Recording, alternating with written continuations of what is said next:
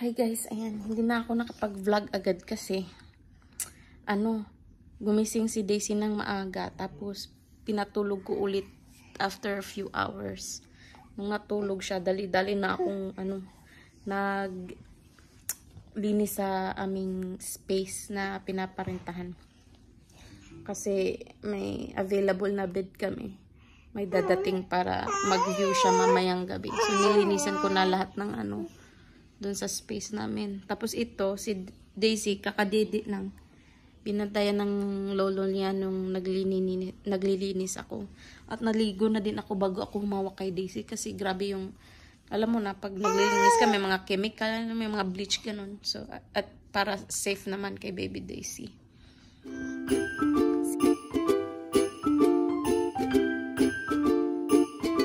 Say hi everybody! Ang remote gikaon na. Say hi! Hi sa lahat! Very good ang aking husband, guys. Kasi overnight kasi siya, diba? So usually the night before ng next shift niya, galing day off. Naglilinis siya sa bahay. So, kaninang mga madaling araw, nag-vacuum, nag-mop na siya sa kitchen namin, sa living area. Tapos, siya na din yung nag-laundry.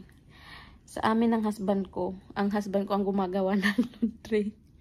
Kasi very particulate siya sa mga damit niya. Very meticulous pati sa kung aling damit ang lalagyan ng softener, mga ganun.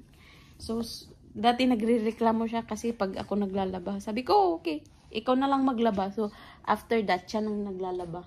Natupi na din niya lahat. So, ipuput away na lang. Ayan na, si baby Daisy, yung remote, kinakain ba lang? Say hi first. Say hi. Magluluto ako ng chicken wings. Kasi papasok na naman ang husband ko. So, buhagag ang buhok ko, guys. Oh, it's time to go to the salon na nga. So, magluluto ako ng chicken wings. Kasi ito na yung dinner namin at baon ng husband ko. Kasi may work na ulit siya. So, ang gagawin natin is lagyan natin to ng chicken powder. Ayan. Yung gamit ko is Knorr. So, Knorr, baka naman.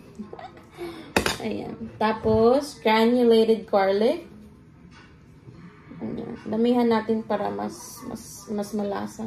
Gusto ko yung madaming garlic, lalo na yung husband ko. Tapos, paprika to add smoky flavor sa ating chicken wings. Tapos, soy sauce. Ayan. Para medyo mag-darken yung ating chicken. Hindi yung masyadong maputla pa. Hindi ko na to lalagyan ng asin, guys, kasi may chicken powder at soy sauce na to. Tapos, na lang, ito. Black pepper. Nabuta nga paminta ag kamot ni Daisy, guys. I'll just have to make sure na Daisy doesn't touch the chicken kasi raw pa tong chicken. Ganyan, imimix lang natin. Tapos, marinate lang, kulang to ng half an hour. I was actually thinking, no, you cannot eat this yet, Daisy. Not yet. This is not cooked yet. It's not cooked yet. Fry ko sana to, kasi naisip ko, nag-fry na kami kagabi, diba? Kasi, anong alam namin kagabi? Crispy pata. So, napaka-healthy naman kung laging fry. So, i-roast ko lang to. Para din siyang fried chicken pagkalapas niya. Nagkamalisin na agad ko. Wait. Marinate lang natin to siya ng half an hour. Kain tayo ng tanghalian. So, yung kakainin ko yung sobrang crispy pata kagabi. May leftover pa kasi. Tapos to yung mansi with sukang pinakulat. Tapos si baby Daisy, yung kinakain niya is avocado. Avocado lang binili ko kasi kumain niya yan siya, nag-didi na siya yan. So she already had breast milk. So, itong crispy pata natin, nilagay ko lang to sa oven. Pina-roast ko para mag-crispy yung yung laman. Hindi pa nakabihis si Baby Daisy. Tinanggal ako. Kakatapos lang namin mag-lunch. Bibihisan ko na sana siya. Kaso, sabi ko, i-ano ko muna itong chicken para after magbihis, diretso ko na siyang patulugin. Lalagyan lang natin ng kaunting olive oil, guys, para naman may pagka-crispy pa din yung ating chicken wings kahit baked na. Ayan. Kakakuha ko lang ito sa fridge. Tapos lipat lang natin dito. Grabing lisira kasi nangisog nanay bata. Promise. Hindi nakamatulin. And that naman they say, oh, aray, ka. I know, baby. I know. Wait. This is not food. This is not cooked yet. I know. We have to put it in the fridge.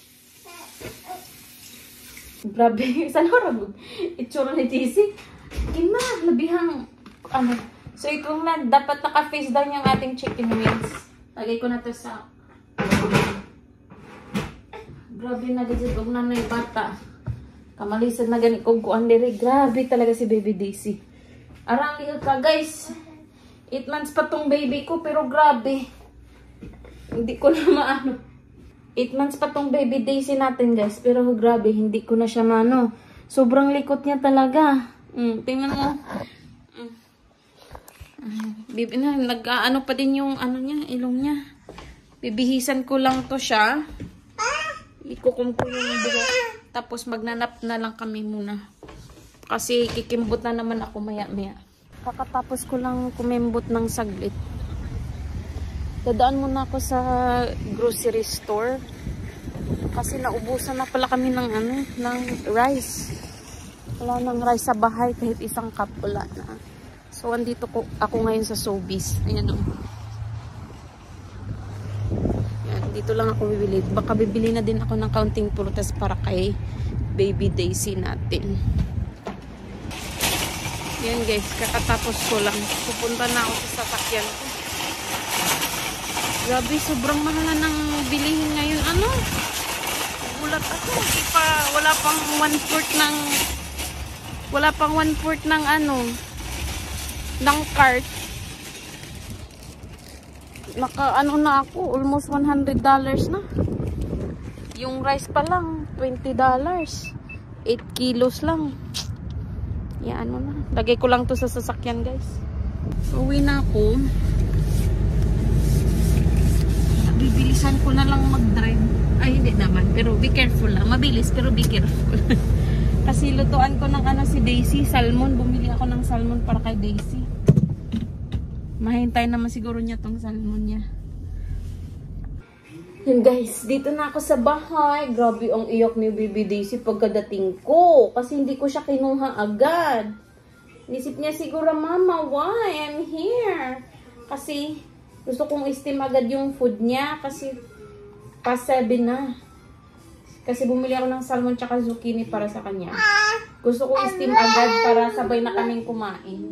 Okay, papakita ko sa inyo yung niluto kong chicken wings kanina. I-prepare lang natin to with salad.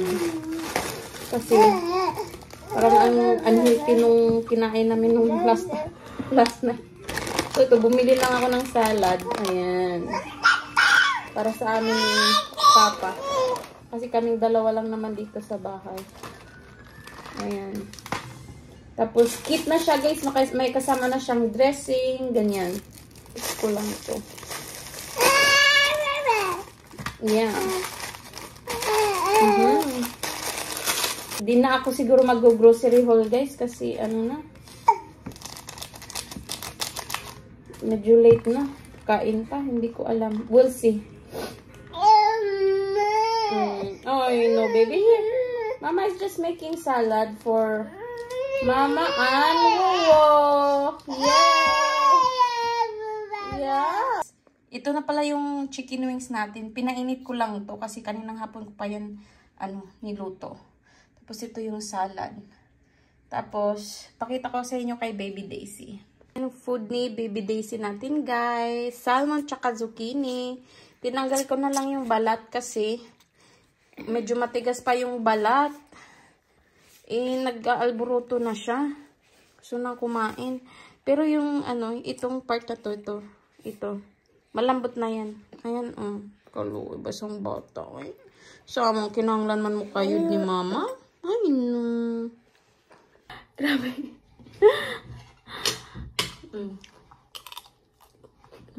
Ang good.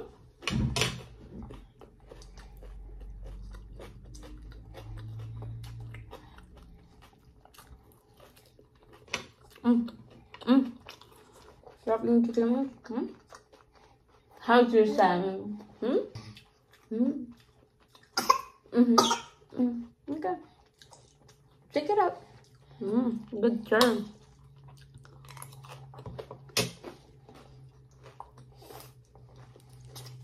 Slowly. Okay? Come here, guys. Pag kumakain si Baby Daisy natin, sabay talaga kaming kumain lahat. Kasi, para masagana ang kain ni Baby Daisy. Kasi inisip niya, ay masarap pala tong food ko. Kasi kinakain na din nila ng mga parents ko at ng mga lolo at lola ko. Parang gano'n. Parang tayo din, pag nakakita tayo ng tao na sagana talaga kumain, nung sarap na sarap talaga sa pagkain, nakakasabay natin, ginaganahan din tayo kumain. Parang gano'n din yung mga bata, guys. Tsaka para malaman nga na, uy, meal time na pala. Ganito pala yung meal time. Not unless na lang pag nasa party kami. Siyempre, pag nasa party ka, usually, that's land. Diba? Hindi lang, ganito talaga proper na may table. Pinapakain ko muna siya. At parang wala din yung kalat. Nakakahiya naman sa nag-party, diba? Para wala din kalat. Yun, pinapakain ko siya muna. Tapos ako na. Okay, drink water, Daisy. Drink water.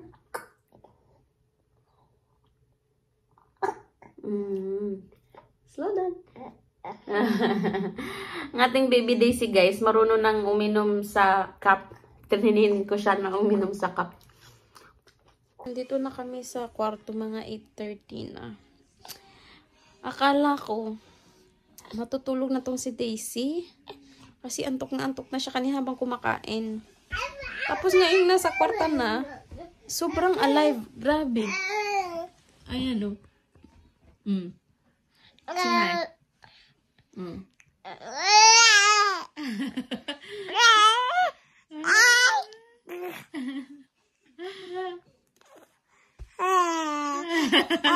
Baby girl. Yeah.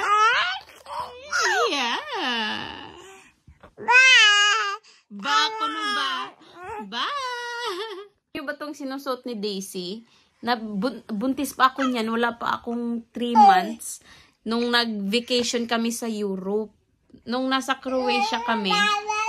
Para kasi gusto kong bumili ng damit ni Daisy. Pero hindi ko pa alam na babae siya that time. Gusto kasing bumili ng damit para sa baby ko. Sa every country sa Europe na pupuntahan namin. So, bumili ako. Ito lang yung nagustuhan ko nung pumunta kami ng Croatia. Ayan. Kasi nasa kanya ayan. 2 months pa akong buntis nun. Pero hindi ko pa alam na babae si Daisy nung buntis ako nun. Yan. Ayan. Tapos binilhan ko din yung pamangkin ko na si Conrad. Kasi hindi pa nanganak yung si sister ko. Kasi October kami pumunta ng Europe. November nanganak yung sister ko. Binilhan ko din siya ng Croatian na onesie. So guys, kumakain ako ng Milona na ice cream, ubi flavor. Kasi parang gusto ko kumain ng medyo matamis-tamis. Gusto ko Miluna guys kasi hindi siya masyadong matamis na ice cream. Kaso si Baby Daisy gusto din. Hindi pa siya pwede nito. Sorry baby, you cannot have this. I know. Sabid pa ako kumakain kasi Baby Daisy sobrang likot na kasi. Dito na lang kami sa bed para dito na siya magkamang-kamang. Pinagsasabihan ako ng anak ko guys. Bakit daw kumakain ako at tapos siya hindi.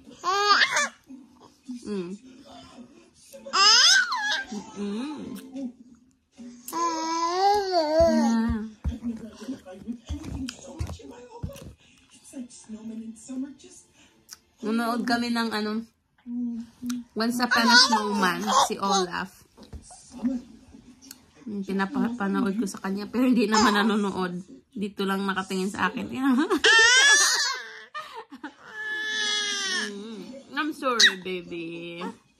When you can have this, Mama will give you some, okay?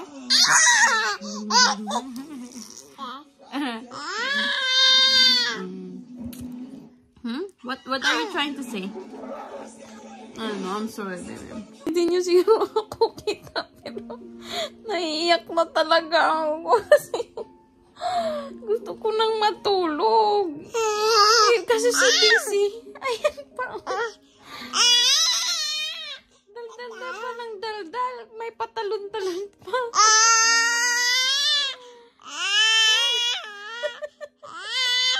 Kailakin ko nga. Kakatawa ko kasama. Pero na kasi ng kapusa. Na gusto na akong matulog. Ang bata na. Nakamang. Let's sleep na. Mama is tired. I know. Yung last nap niya, guys, kanina mo pang nagising to ng 2:45. Yun yung last nap niya. Dali na, baby. Matog na ta, baby. Kapoy na si mama.